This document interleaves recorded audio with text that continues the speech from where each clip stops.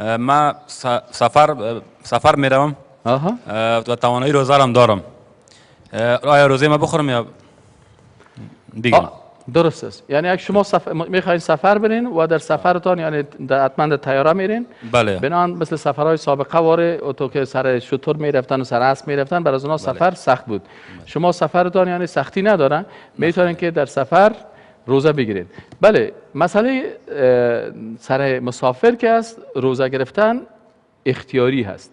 اگر شما وقتی که سفر میکنین در حکم مسافر هستین، ولو که براتون سختی هم نباشه، اگر روزه‌تون بخورین شما خورده میتونین، باز میتونین در آینده چی کنین؟ روزه بگیرین. و اگر خواسته باشین میتونین در جریان سفر هم روزه بگیرین، بر شما هیچ مشکل ان شاء الله نیست. یعنی هم میتونین روزه بگیرین، هم میتونین که روزه نگیرین و از چون بالای شما کلمه مسافر اطلاق میشه.